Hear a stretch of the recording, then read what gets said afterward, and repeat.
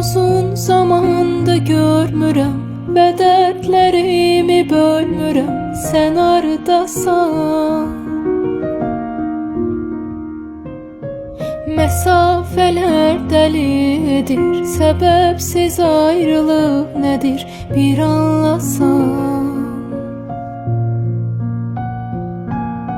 Nədir vuran aramızı, kim ağladır yaramızı, denən bilim.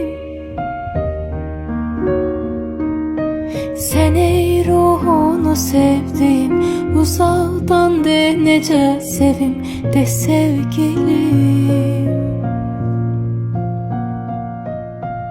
Aram aram andım olsun, bir de seni aram aram aram aram.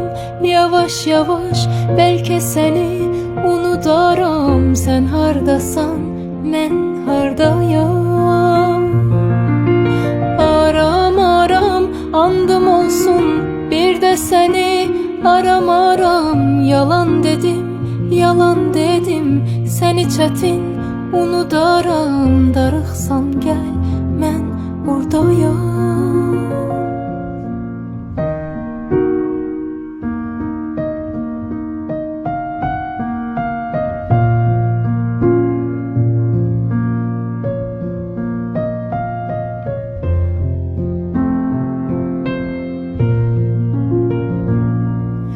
Nedir vuran aramızı, kim ağladır yaramızı, denən bilim. Sən ey ruhunu sevdim, uzaqdan de necə sevim, de sevgilim. Aram aram andım olsun, səni bir də aram aram aram aram. Yavaş yavaş belki seni